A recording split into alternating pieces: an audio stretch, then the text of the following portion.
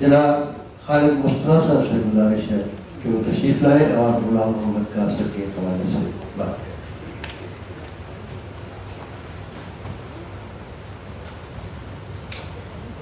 بسم اللہ الرحمن الرحیم۔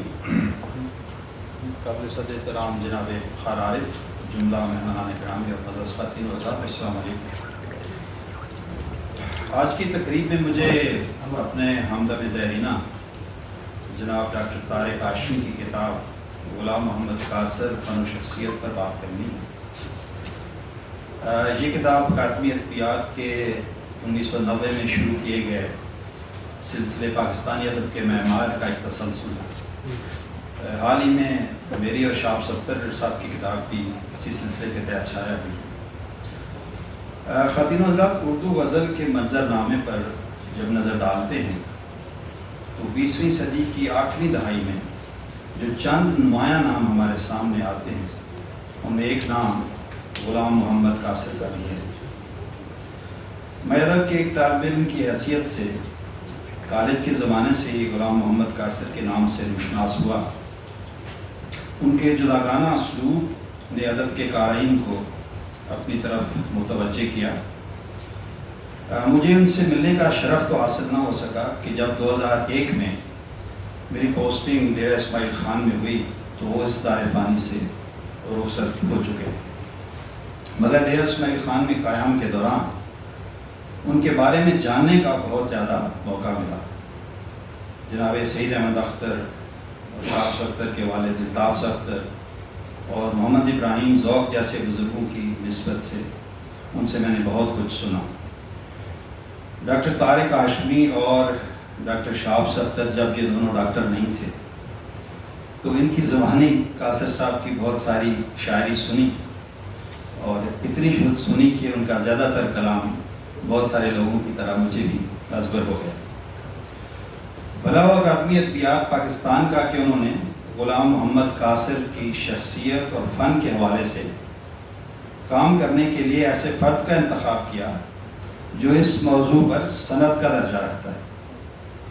تحقیق ایک مشکل کام ہے۔ ممدوح کے لواحقین سے قوائف اکٹھا کرنا جو یہ شی لانے کے مترادف ہے، بلکہ بقول طارق ہاشمی صاحب کے ہائی کورٹ تخلیق کار کی اولاد معنوی اسے زندہ رکھتی ہے، لیکن ضروری نہیں کہ اولاد حقیقی بھی سعادت مند ثابت ہو۔ بیشتر اوقات صورتحال نہایت مختلف بلکہ تلخ ثابت ہوتی ہے۔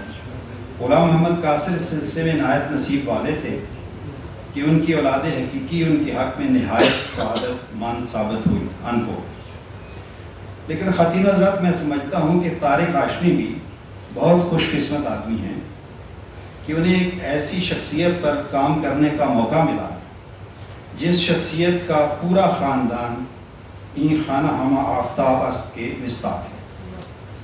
عمومی طور پر ممدوحین کے متعلقین محققین کے سوانی قوائف کی دستیابی کے لیے کے سلسلے میں تعاون نہیں کرتے، مگر غلام محمد قاصر پر تحقیقی کام کرتے وقت ان کے متعلقین نے محقق ڈاکٹر طارق ہاشمی کے ساتھ حد درجہ تعاون کیا، جس کا اعتراف ڈاکٹر صاحب نے کتاب کے دیباچے میں بطور خاص کیا ہے۔ ڈاکٹر طارق ہاشمی کی 125 صفحات کی اس کتاب میں غلام محمد قاصر کی سوانح اور ادبی خدمات کو نہایت آرٹریزی سے تحریر کیا گیا ہے۔ اکثر لوگ غلام محمد قاصر کی شعری روایت سے تو آگاہ ہیں، مگر وہ ان کی نثری کاوش سے لا علم ہیں۔ ڈاکٹر طارق ہاشمی کو یہ کریڈٹ جاتا ہے کہ انہوں نے اس کتاب کے 3 باب میں غلام محمد قاصر کی نثری کاوش کا مفصل ذکر کیا ہے۔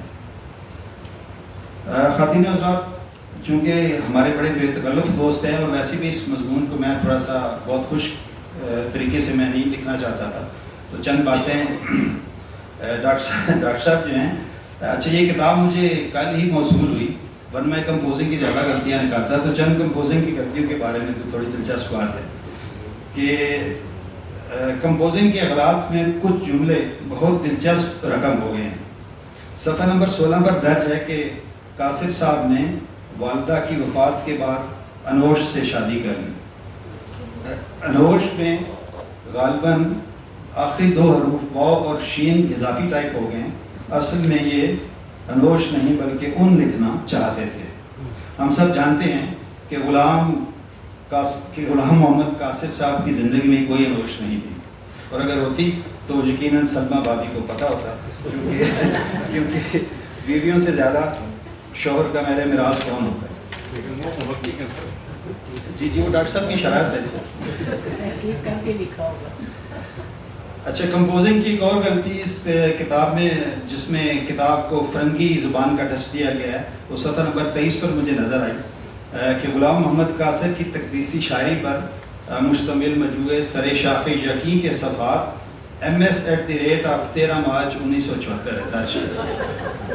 تو ڈاکٹر صاحب کی شرارتیں جی وہ بھی اس مضمون کا میں نے کہا حصہ بنا دیا۔ اچھا خواتین حضرات، یہ جیسے میں بتا چکا ہوں کہ یہ کتاب مجھے اگر جلد مل جاتی تو شاید اور بھی میں آپ کو محسوس کرتا ہے اس کی جو کریٹیکل مسٹیک ہیں اس سے۔ اینی وے، طارق ہاشمی ہمارے بے تکلف دوستوں میں ہیں، اس لیے وہ کمپوزنگ کی غلطیوں سے اخذ شدہ میری شرارتوں کا امید ہے کہ برا نہیں مانیں گے، اور آپ کے لیے بھی یہی مشورہ ہے کہ کمپوزنگ کی معقولہ بالا غلطیوں کا تذکرہ آپ حضرات کی فنون طبع کے لیے کیا گیا ہے، اس پر زیادہ غور و خوض کرنے کی چندہ ضرورت نہیں ہے۔ خواتین حضرات، تحقیق ایک مشکل کام ہے، مگر ڈاکٹر طارق ہاشمی کو اللہ تعالیٰ نے محققانہ اور صاف سے مالا مال کر رکھا ہے۔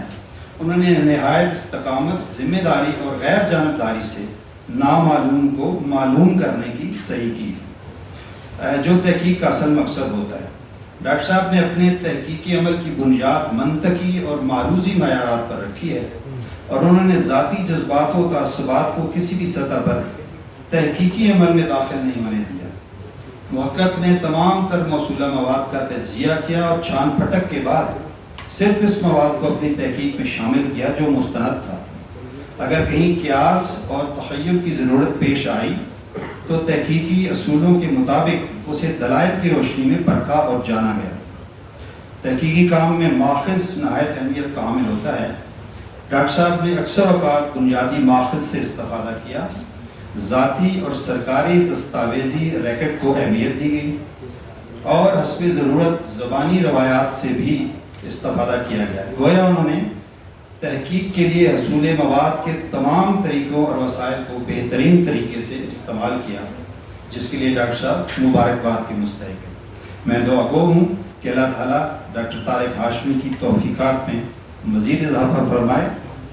جس غزل کے چند شعر آپ نے سنے منظر لکھوی صاحب کی زبانی، میں چاہوں گا کہ اپنی بات اسی غزل پر اختتام کروں کہ شوق برہنہ پا چلتا تھا، شوق برہنہ پا چلتا تھا، اور رستے پتھریلے تھے، گھستے گھستے گھس گئے آخر کنکر جو نوکیلے تھے، اور سارے سپیرے حسب حال ہے، سارے سپیرے ویرانوں میں گھوم رہے ہیں بیل لیے، آبادی میں رہنے والے سانپ بڑے زہریلے تھے، اور تم یوں ہی ناراض ہوئے ہو، ورنہ میں خانے کا پتہ ہم نے ہر اس شخص سے پوچھا جس کے نین نشیلے تھے، اور کون غلام محمد قاصر بیچارے سے کرتا بات، یہ چالاکوں کی بستی تھی اور حضرت شرمیلے۔ بہت شکریہ خاتون۔